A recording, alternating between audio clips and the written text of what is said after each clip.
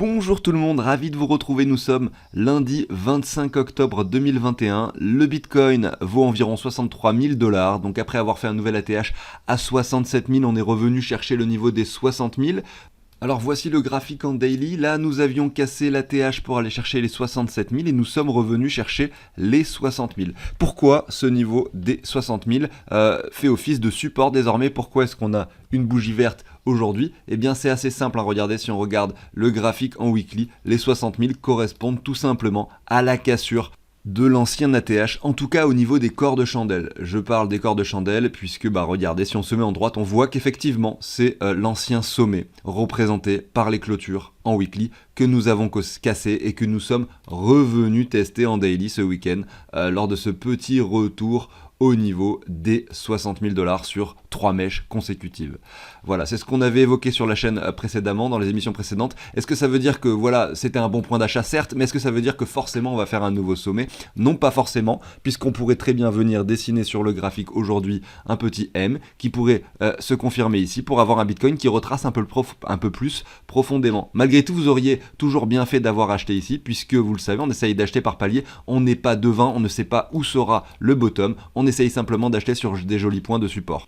Alors au programme aujourd'hui, on va bien sûr analyser le Bitcoin, on va aller voir un petit peu l'Ether, on va aller voir l'altcoin dominance puisque finalement on a des altcoins qui se reprennent et qui commencent à surperformer par rapport au Bitcoin. Regardez sur l'altcoin dominance, on avait vu effectivement qu'on avait un joli point d'achat dans cette zone, dans ce rectangle vert. Vous voyez, on l'a pas atteint. Est-ce que ça veut dire qu'on va pas l'atteindre? Non, pas forcément. On va pouvoir peut-être aller chercher ce niveau de support désormais des 38,2. Mais malgré tout, on voit qu'on s'est arrêté juste avant pour finalement mettre le doute à tout le monde et se dire peut-être que c'est maintenant que les altcoins repartent et que nous allons pas revenir dans cette zone. C'est quelque chose de possible. Et c'est pour ça également que sur ces points-là, je vous disais voilà, c'est le moment où il est probablement très intéressant d'investir dans les altcoins puisque c'est peut-être le moment où elles pourraient performer. On a eu cette petite hausse qui s'est passée ces derniers jours et on a pu observer quelques altcoins qui ont énormément performé pendant cette petite hausse sur l'altcoin dominance. Et on va aller voir lesquels. Justement, je suis tombé sur un petit article qui parle de 5 crypto-monnaies justement qui ont énormément performé ces derniers jours. Voilà pour le programme, et évidemment les crypto-monnaies qui ont énormément performé ne sont pas forcément celles sur lesquelles il faut investir aujourd'hui. C'est peut-être celles où justement si vous en avez, c'est peut-être le moment d'en revendre pour aller acquérir des crypto-monnaies qui ont aujourd'hui un graphique intéressant, et non pas un graphique avec d'énormes bougies vertes. Et on finira l'émission par une ou deux cryptos qui justement ont un graphique intéressant, et puis on parlera de la partie trading que je fais couramment en fin d'émission également. Alors avant de vous passer l'introduction et l'émission du jour, je voulais faire une aparté sur quelque chose d'intéressant. Quand vous marquez sur Google par exemple Crypto News, vous allez tomber sur plusieurs médias, il en existe des centaines. Évidemment, il y a certains articles qui sont très intéressants, où ils vont parler de choses techniques assez complexes, où ils vont expliquer également comment fonctionnent les choses, etc. Donc ça, c'est très intéressant. Malgré tout, les articles qui font le plus de vues et qui marchent le mieux sont ceux où il y a des titres techniques et où ils expliquent justement il y a des cryptos qui explosent par exemple ou que le Bitcoin explose, voilà, des choses comme ça, c'est ce qui attire le plus de monde. Et vous voyez là par exemple ils expliquent que c'est 5 cryptos qui viennent de dépasser l'ATH, le Shiba Inu explose, voilà, c'est à la une de Google donc qu'on m'indique cela, et effectivement forcément ce sont des cryptos généralement que les gens ont envie d'acheter après avoir lu les articles, et c'est effectivement l'inverse qu'il faut faire, c'est probablement des cryptos qu'il faut vendre si vous en avez acquis au préalable. Alors moi effectivement je regarde les 5 cryptos qui sont là, il y en a certaines que j'ai pu acquérir, par exemple le SHIB, j'en ai eu grâce à crypto.com et au superchargeur, mais bon, je vais pas détailler ça. Et après il y a Phantom FTM que j'en avais acheté, effectivement, j'avais fait une émission sur la chaîne quand il valait 20 centimes, et aujourd'hui voilà, il vaut 2,90 $. Le One par exemple, je regrette de ne pas en avoir acquis, j'ai des amis à moi qui en ont eu et qui ont fait des performances énormes sur ce token, c'est vraiment incroyable de voir qu'il est encore en train d'établir un nouvel ATH. Et donc là où je veux en venir en fait, c'est que simplement il faut prendre du recul sur les articles que vous lisez en essayant de vous dire voilà, qu'est-ce qui est intéressant de faire, qu'est-ce que je peux tirer de ce que je suis en train de lire, voilà, mais pas forcément aller lire simplement le titre de l'article qui inscrit ici le SHIB 400%, aller directement sur une plateforme d'échange et acheter du SHIB. Voilà, ça ce sont des choses qu'il ne faut pas faire, bien sûr. J'en ai fini avec tout ça, n'hésitez pas au passage à vous abonner, à liker si le contenu de la chaîne vous plaît, activez la petite cloche pour ne pas manquer les émissions quotidiennes bien sûr. Moi je vous passe la très courte introduction et je vous dis à tout de suite.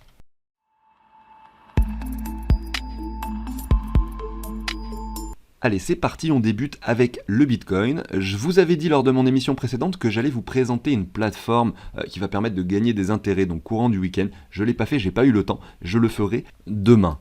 Alors, je regarde le Bitcoin, je vais me mettre en hebdomadaire pour voir ce qu'il s'est passé lors de la bougie de la semaine dernière, parce qu'on a clôturé hier soir effectivement à minuit la bougie hebdomadaire, et on voit effectivement qu'après cette cassure et cette confirmation haussière avec donc un nouvel ATH sur le corps de chandelle ici, nous avons cassé donc les 60 000 sur un niveau de clôture ici lors de la semaine précédente à 62 700 $ approximativement, et la semaine suivante nous sommes allés aux 67 000 pour redescendre aussitôt aux 60 900 $ et clôturer à cet endroit-là lors de la bougie hebdomadaire d'hier. Donc c'est assez logique, tout ne se fait pas d'un coup.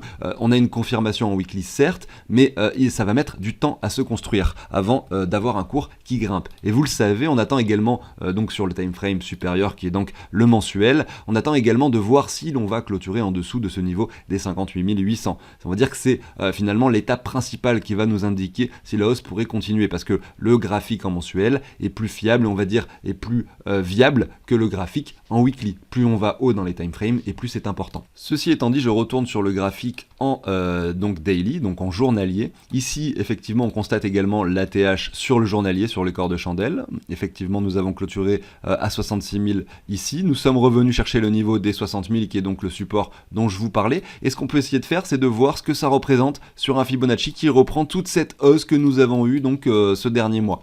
On va voir ça. Alors, effectivement, ça représente, donc les 60 000, ça ne représente même pas les 23,6 de Fibo. Ce qui veut dire qu'effectivement, si là on avait un marché qui continuait à grimper directement avec une clôture en mensuel au-dessus donc des 58 000, etc., et bien là, on aurait une configuration finalement assez bullish, assez rapide. Malgré tout, il faut rester très prudent, puisque ce retracement finalement est vraiment très très faible, très très court. C'est logique, comme je le disais en début d'émission, que l'on rebondisse sur les 60 000 puisque c'était un niveau de support. Malgré tout, je ne serais pas étonné, moi personnellement, après c'est mon ressenti, d'avoir un graphique qui retrace un petit peu plus profondément avant d'imaginer une poursuite haussière. Jusqu'où je ne sais pas, ça pourrait être les 52 000 par exemple, puisque ça s'est matérialisé par cet ancien sommet également. Regardez cette ligne de tendance qu'on a tracée ensemble plusieurs fois, donc qui vient chercher plusieurs fois donc les mèches de différentes bougies à cet endroit-là, vous voyez ici également. Donc ça pourrait faire office de résistance. Donc on pourrait s'arrêter par exemple au 57. Si on décide d'aller un peu plus profond au 52, si jamais le marché veut être très bullish, on pourrait effectivement ne pas aller plus bas et aller chercher un nouveau sommet directement. Donc comme d'habitude, j'essaye de me placer à la place d'un investisseur qui viendrait d'arriver sur le marché parce que je sais qu'il y en a au quotidien. Et effectivement, aujourd'hui, sur un marché comme ça, j'éviterai d'acheter sur les cours actuels et j'attendrai ce retracement. S'il ne s'opère pas et que le marché devient bullish directement, eh bien je m'assoirai sur les gains, en tout cas sur les crypto-monnaies. Voilà, ce que je ferais moi si j'étais un nouvel investisseur. Parce que bien sûr, inutile de vous rappeler que c'est pas lorsque l'on fait des nouveaux sommets qu'il faut acheter, c'est plutôt avant. Regardez, si on prend le Bitcoin en mars 2020, 3800 $, par rapport au cours d'aujourd'hui, nous avons une performance de 1300%, soit x 14 environ. Imaginez le Bitcoin monte à 120 000 $, à 150 000 peut-être, je ne pense pas qu'il aille bien plus haut, mais ne sait-on jamais, peut-être qu'il peut même monter à 300 000, allez, on va dire 300 000 $. Eh bien, par rapport au cours actuel, donc là je parlais de 1 x 13 par rapport à mars 2020, et moi j'estime que le Bitcoin pourrait monter peut-être à 100 000, 150 000, voire 300 000 dans le meilleur des cas, mais c'est carrément un scénario ultra optimiste, eh bien on pourrait avoir donc au niveau des 300 000, voilà comme ceci, une performance de x4. Approximativement, vous voyez. Donc entre un x13 préalable et un x4 potentiel pour une fin de bull run, finalement ça devient beaucoup moins intéressant d'acheter maintenant, surtout que lorsqu'on va toucher un pic, il y aura un retracement très puissant qui peut-être reviendra en dessous des niveaux actuels, il faut en rester conscient. Allez, j'enchaîne rapidement avec l'Alcon Dominance qu'on a vu en début d'émission. Il va pas y avoir grand chose de plus à dire. On a effectué un double top ici, même un nouveau sommet si on regarde donc les corps de chandelle en weekly. Donc c'est plutôt bullish sur ce graphique. En tout cas, l'Alcon Dominance est assez bullish. On voit sur le RSI effectivement qu'en revanche on dessine une divergence. Cette divergence, elle est déjà confirmée. On est déjà allé plus bas, donc peut-être que voilà, que ce crash est terminé. C'est la question qu'on peut se poser. On voit qu'on est revenu quasiment chercher les 38,2. Est-ce qu'on va y aller définitivement pour grimper par la suite? C'est réellement la question que je me pose, mais malgré tout, de toute façon, ça m'est un petit peu égal, puisque moi, je suis déjà investi dans les crypto-monnaies. Et quand on voit ça, si pour vous, c'est pas encore le cas, peut-être, donc je sais pas si vous avez visionné l'émission que j'avais faite sur la stratégie 50-50, c'est très intéressant, je vous la mets ici en haut à droite, pour ceux qui ne l'ont pas vu. Effectivement, c'est une stratégie où vous avez 50% de Bitcoin, 50% d'altcoin, Et lorsque le Bitcoin prend énormément de valeur par rapport aux altcoins, vous allez avoir votre pourcentage de Bitcoin qui va augmenter dans votre portefeuille, c'est logique. Et à ce moment-là, vous allez pouvoir rééquilibrer, voilà, quand on vient chercher des niveaux intéressants comme les 38,2 ici, rééquilibrer votre portefeuille en retournant sur du 50-50 par exemple. Vous allez donc acquérir des altcoins sur un moment où il est probablement important d'en acquérir, puisque vous le voyez, c'est un niveau de support. Et inversement, si les altcoins montent, eh bien leur pourcentage sur votre portefeuille augmente et vous allez pouvoir, sur des niveaux intéressants, les revendre pour du Bitcoin pour rééquilibrer. Enfin bref, n'hésitez pas à aller voir l'émission dans la fiche, j'en ai parlé pendant 10-15 minutes alors que là je vous l'ai fait en seulement 30 secondes, donc forcément vous allez avoir beaucoup plus de détails. On va maintenant aller analyser les altcoins, on va commencer par l'Ether, on va enchaîner avec quelques-unes justement qui ont des niveaux intéressants de revente, ceux qui sont inscrits ici dans cet article, et on va aller voir une ou deux cryptos qui peuvent être intéressantes à l'achat. Avant ça, je vous parle d'un tableau que je vous partage sur la chaîne. C'est un tableau finalement qui va permettre de récapituler tous vos investissements. Si vous avez énormément de cryptos différentes et plein de plateformes différentes, ce tableau sera fait pour vous. Il permet de récupérer le prix des crypto-monnaies en temps réel et de calculer également ses plus et ses moins-values lorsque vous faites des transactions par rapport à l'euro. Si vous voulez en savoir plus sur ce tableau, vous avez un lien ici dans la description où vous allez pouvoir, vous allez aller sur une vidéo que j'ai faite où j'explique vraiment beaucoup mieux le tableau. De plus, il y a un deuxième lien qui vous amène sur le site de CryptoOrganize qui vous permet d'effectuer une donation pour obtenir ce tableau. Et au passage, je remercie toutes les personnes qui ont effectué une donation sur la chaîne. Ça m'a permis en fait de continuer. Ça permet également à toutes les personnes qui sont sur la chaîne depuis peu ou qui ont pas forcément énormément d'argent à investir et qui s'intéressent simplement aux crypto-monnaies, également d'avoir du contenu gratuit et quotidien sur les crypto-monnaies et la blockchain. Voilà, donc j'en ai fini avec ça, on va aller voir du coup le graphique des crypto-monnaies qui sont en train d'exploser, donc sur les 5 de cet article qui sont indiqués ici. On va commencer par Phantom FTM, on va regarder SHIB, on va regarder One, et on va pas faire ces deux-là parce qu'elles sont assez récentes et il n'y a pas forcément énormément d'historique. Donc si on commence avec FTM qui lui en revanche existe depuis 2018, on va regarder son graphique, on va se mettre en hebdomadaire et en logarithmique histoire de voir un petit peu ce qui s'est passé au cours du temps. Parce qu'on n'a pas de bonne vision finalement, si on enlève le logarithmique, on voit que c'est plat à cet endroit-là, on n'arrive pas à voir les fluctuations passées. Si on se met en logarithmique, effectivement, on n'a pas ce problème. Alors ici, qu'est-ce qui s'est passé en été? En 2019, le marché avait touché les 4 centimes pour redescendre aux 0,2 centimes ici en mars 2020, donc c'était vraiment un prix super intéressant quand on regarde ce qui s'est passé après. Mais effectivement, on ne pouvait pas forcément le savoir. On a cette ligne de tendance qu'on peut se tracer ici. On voit que le marché a vraiment cassé cette ligne par le haut sans la retester par la suite. On va se mettre un Fibo qui va reprendre, vous savez quoi, toute cette hausse ici entre mars 2020 et le sommet ici. Et ce que je vais faire maintenant, c'est que je vais enlever le logarithmique, tout simplement, pour voir ce qui s'est passé. Alors je zoome, là effectivement c'est pas évident parce que TradingView aime bien nous à chaque fois nous dézoomer les graphiques, comme ça c'est un petit peu ennuyant. Et donc ce qui s'est passé, c'est que moi, j'avais de l'argent investi dans pas mal de crypto-monnaies, j'ai vu cette montée se produire, et effectivement, je me suis dit, je vais attendre un retracement important, peut-être pour essayer d'investir. En tout cas, si le retracement se produit, je saisirai cette opportunité pour investir. Effectivement, c'est ce qui s'est passé ici, quand le token est donc descendu aux alentours des 17 centimes, vous voyez. Donc moi, je l'ai acheté exactement à 22 centimes, quand nous étions dans cette zone de rechargement. J'avais mis mon Fibo, j'avais attendu que ça arrive pour en parler sur la chaîne. Et quand nous avions le marché de FTM, donc qui se trouvait ici, j'ai fait une émission sur la chaîne pour vous montrer comment en acheter et comment le stacker sur leur site pour pouvoir toucher des intérêts également sur vos FTM Phantom.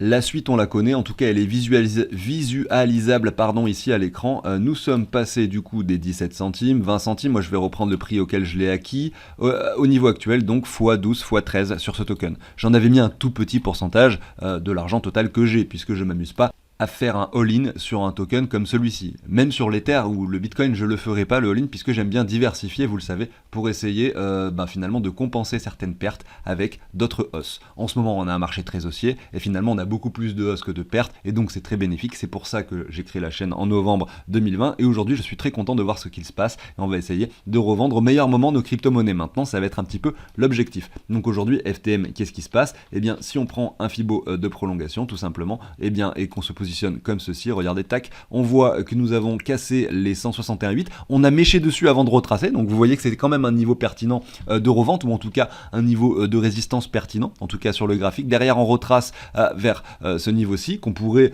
également identifier sur un Fibo de retracement, pour voir ce que ça représente.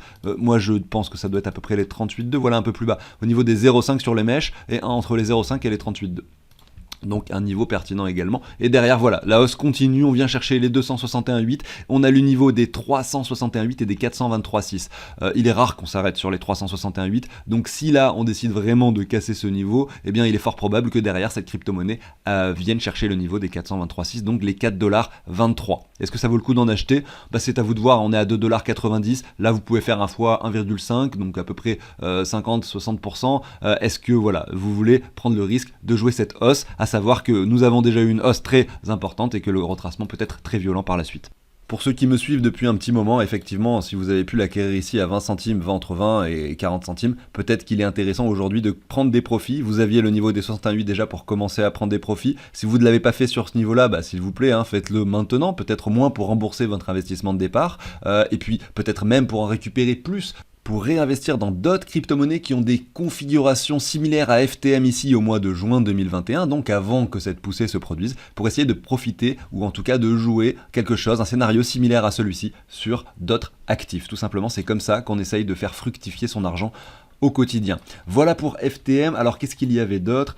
Il y avait le SHIB. Alors celui-ci, j'ai pas mis un centime dessus. En fait, j'utilise l'application crypto.com. Il y a quelque chose qui s'appelle le superchargeur. Vous mettez des crocs dans le superchargeur et automatiquement, tous les mois, vous allez générer des crypto-monnaies, une sorte d'intérêt, des sortes de dividendes. Donc j'avais eu peut-être 10$ de SHIB. Aujourd'hui, ces 10$ que j'avais eu grâce à crypto.com et mes crocs que j'avais dessus, eh bien valent 220-230$. Donc voilà, effectivement, c'est de l'argent, on va dire, facile, puisque c'est simplement grâce à des intérêts touchés sur une autre crypto-monnaie. Aujourd'hui, le token, donc si on regarde son prix, donc il y a tellement de zéros que je ne vais pas m'attarder à essayer d'énoncer le prix.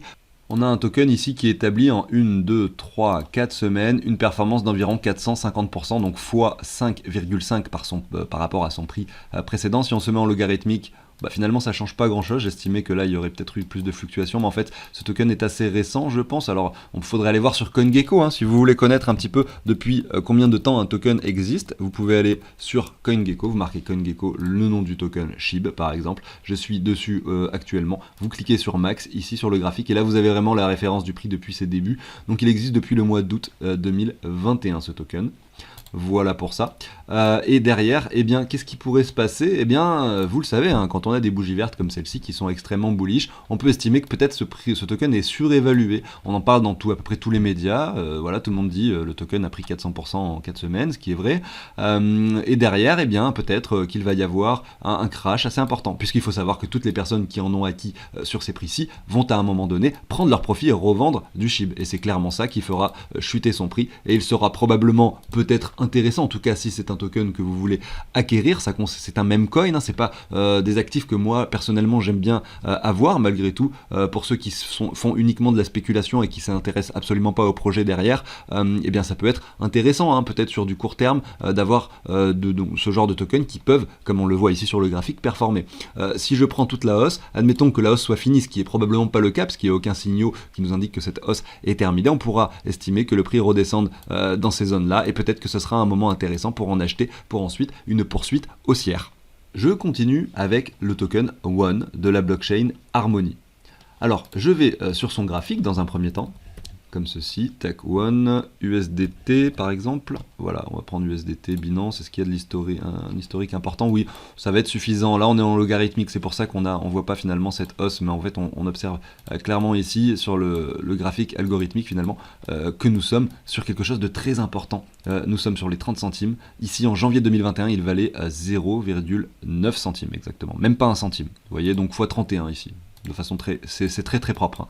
C'est donc un token lié à la finance décentralisée. Si vous allez sur SushiSwap, c'est finalement une plateforme d'échange décentralisée, vous allez voir que ici, toutes les plateformes donc en layer 2 d'Ether, ils sont disponibles. Et vous avez effectivement Harmony à cet endroit-là. Donc c'est assez intéressant. Moi, j'utilise pas mal SushiSwap lorsque je veux faire des actions sur des finalement blockchains différentes. Le token Phantom dont on parlait tout à l'heure, c'est également un layer 2 d'Ether. Vous voyez, donc il y a pas mal de tokens layer 2 d'Ether qui ont énormément performé. Dans un premier temps, il y a eu Polygon qui, lui, a performé avant tout. Dans un premier temps, il y a eu la Binance Smart Chain. Là, le token Binance Coin est passé de $20 à $700. Ensuite, il y a eu Polygon. Également, il a pris énormément de valeur. Et vous pouvez aller voir toutes ces blockchains. La plupart ont énormément performé. Même Avalanche, Phantom que je viens de vous montrer, Harmony, One également. Voilà, donc c'est très intéressant à constater. Je retourne sur le graphique.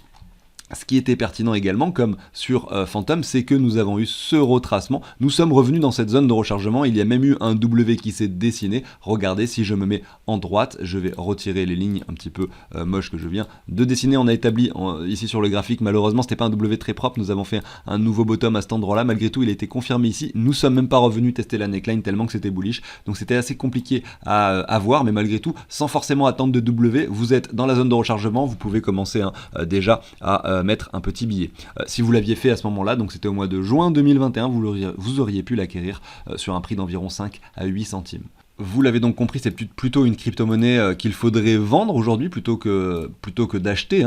Acheter du yuan aujourd'hui, ce serait un petit peu suicidaire, j'ai envie de vous dire. Ici, je positionne un Fibo de prolongation. On voit qu'on a touché les 123,6 de Fibo lors de cette hausse. On a encore beaucoup de niveaux ici. On l'a vu sur Phantom, on était beaucoup plus haut sur les Fibonacci de prolongation. On était plutôt aux alentours des 261,8. Voilà. Donc effectivement, un token qui continue à grimper est encore possible. Moi, pour autant, je ne vais pas l'acheter aujourd'hui. Mais on voit qu'il a encore un potentiel de hausse très important pour pourquoi pas aller chercher le niveau des 91 centimes.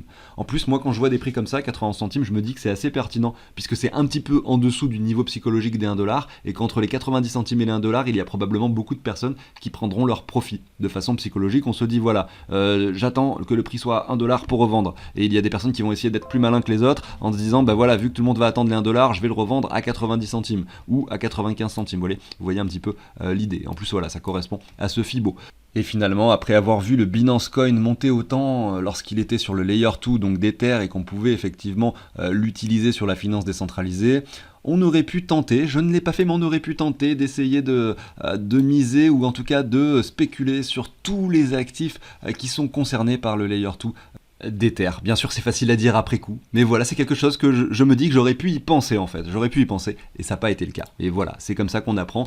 Lorsqu'on fait des erreurs comme ça, je me dis que voilà, s'il y a d'autres choses similaires qui se produisent à l'avenir, peut-être que cette fois-ci, je saisirai cette opportunité. Même si je mets que 100 dollars dans chacune des cryptos. Là, 100 dollars sur Harmony One, ça vaudrait 3100 dollars aujourd'hui, parce qu'on a vu, ça a fait x31. Sur la Binance Smart Chain, vous seriez passé donc de 20 à 70 à 700, ça fait x5, x7, ça fait x35 également. Sur Polygon, également vous auriez eu un x30, x40, vous voyez. Donc vos 100 dollars sur toutes ces crypto-monnaies-là auraient pu vous rapporter environ 10, 15, voire 20 000 dollars après avoir seulement investi 100 dollars dans chacune. Mais c'est pas grave, c'est bien de se rappeler de tout ça, et vous le savez, c'est un domaine, les crypto-monnaies, la spéculation en général, vous allez être constamment déçu en fait. Vous allez être constamment déçu, parce que vous allez vous dire, ah mince, j'aurais pu faire ci, j'aurais pu faire ça, etc. Mais ça voilà, c'est le jeu, et c'est pareil pour tout le monde. Il y a personne qui se dit, ah j'ai pris les meilleures décisions sur les marchés aujourd'hui. Personne ne peut se dire ça en fait. Même les meilleurs en fait font des erreurs, puisque ça reste spéculatif, ça reste de l'offre et de la demande, et les cours ne sont pas prévisibles, on ne peut pas savoir, personne ne peut vous dire je suis sûr que ça va se passer de telle façon. Si ça se passe finalement de la façon dont il l'a dit au préalable, ça sera simplement un coup de chance, voilà, il faut rester conscient. Je vais enchaîner avec deux crypto-monnaies qui sont selon moi intéressantes aujourd'hui, tout simplement graphiquement parlant, je ne vais pas vous parler des projets en détail. On voit XMR Monero, que ce token a établi un nouvel ATH ici au mois de mai 2021. Derrière, un retracement s'est imposé. Comme la plupart des crypto-monnaies ont perdu de la valeur par rapport au Bitcoin, et ça s'est vérifié ici sur Monero également, avec une performance ici en quelques semaines, donc 2 semaines de moins 66%. Vous voyez, c'est à ça qu'on s'expose quand on investit sur des sommets, en tout cas quand on investit sur des bougies vertes. C'est à ça qu'on s'expose, à une baisse très puissante et très violente. Il faut faire attention à ce genre de choses. Le marché semble se stabiliser désormais. On pourrait se mettre une sorte de trendline comme celle-ci, regardez, qui vient chercher les cours à plusieurs reprises, à savoir ici, je pourrais même peut-être la prolonger pour voir ce qui se passe, on va pas le faire ici, voilà, comme ceci, on est venu chercher ces points plusieurs fois.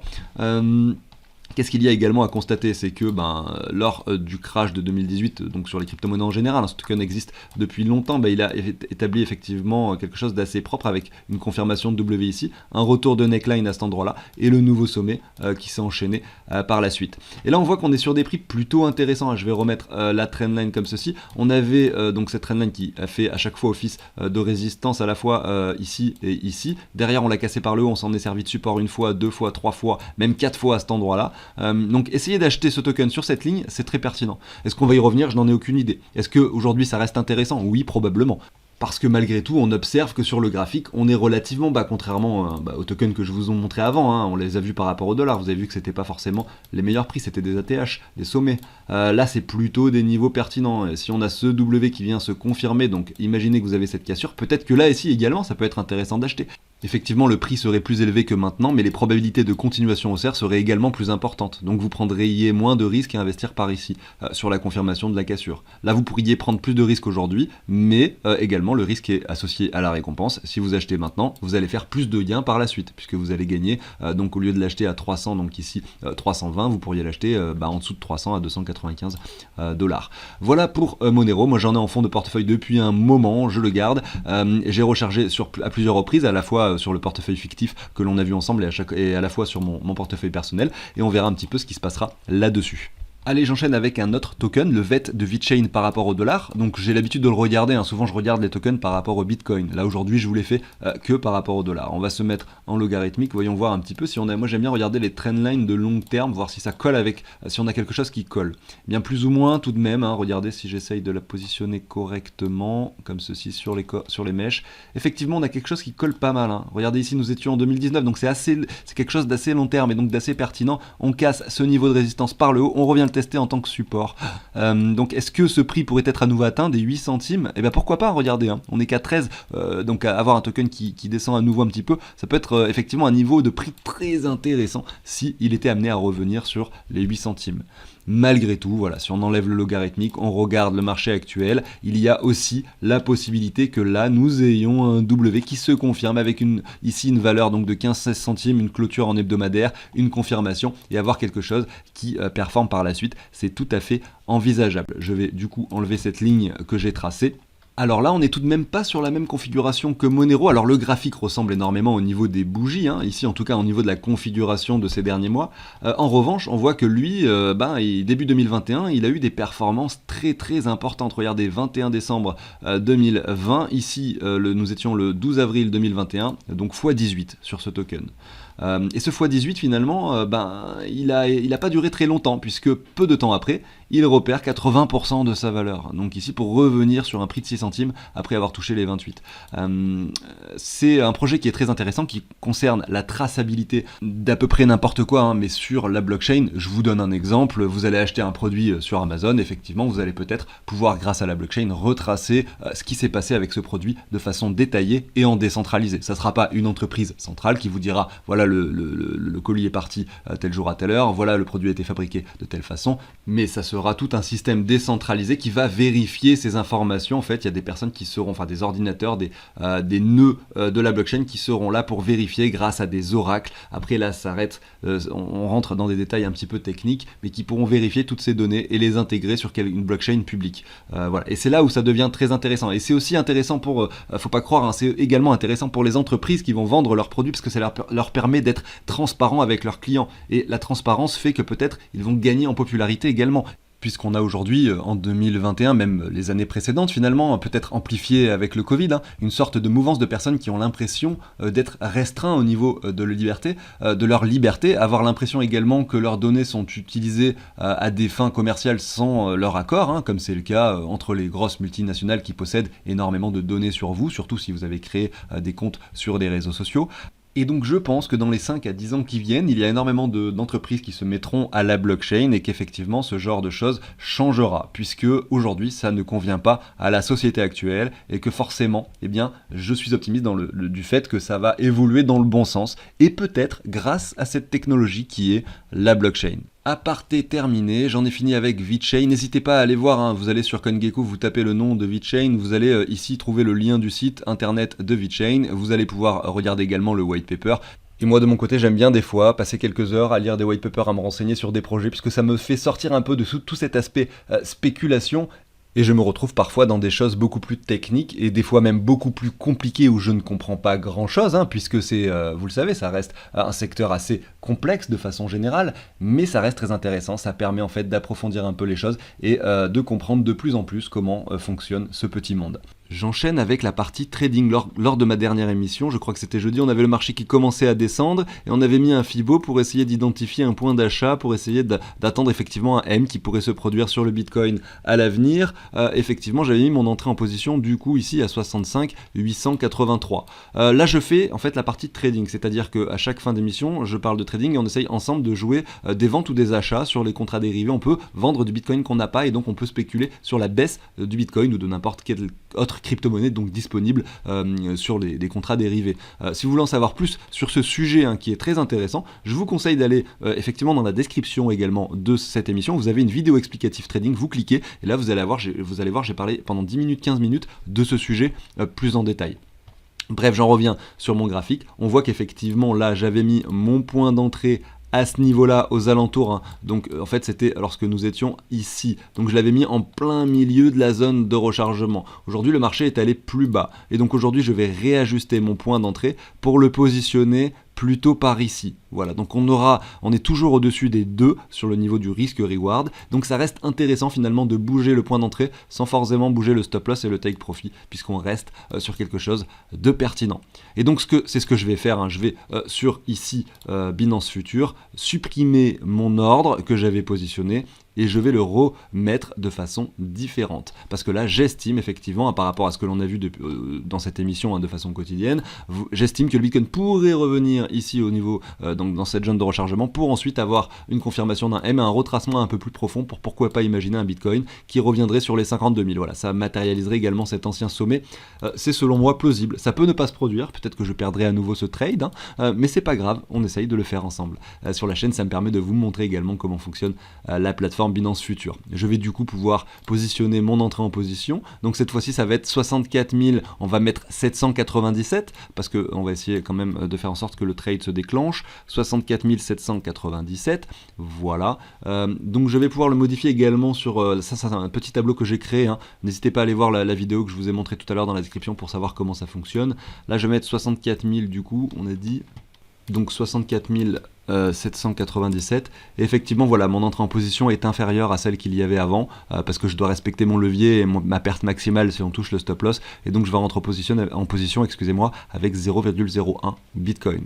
Je retourne ici, je positionne mon 0,01 et je vais mettre mon mon take profit, excusez-moi, et mon stop loss qui sont les suivants. Le stop loss 68 517, donc le stop loss 68 517 et le take profit qui se situe aux alentours des 57 265. Donc 57 265. Là, j'ai positionné mon trade et vous l'avez compris, je fais un short. Si le Bitcoin vient chercher les 64 797 dollars, eh bien il y a une vente qui se déclenche. Alors que je n'ai pas de Bitcoin, bien sûr. Je clique sur ma vente et automatiquement l'ordre s'est déclenché. Donc si le Bitcoin vient chercher ce niveau, la vente va se déclencher automatiquement, c'est le principe. Et automatiquement le stop loss et le take profit vont s'afficher. Et donc j'aurai pas besoin de suivre le trade. Si jamais on vient chercher le take profit, automatiquement ça va racheter les Bitcoins que j'aurais vendus à découvert. Et puis j'encaisserai les gains. Voilà, si ça se produit de cette façon, j'aurai pas besoin d'aller réajuster mon stop loss et mon take profit. Voilà, je pourrais laisser courir le trade. J'en ai fini avec tout ça. Merci à tous de m'avoir écouté. N'hésitez pas bien sûr à vous abonner, à liker si le contenu de la chaîne vous plaît. Je vous souhaite une excellente journée, je vous dis à très bientôt sur la chaîne. Salut tout le monde!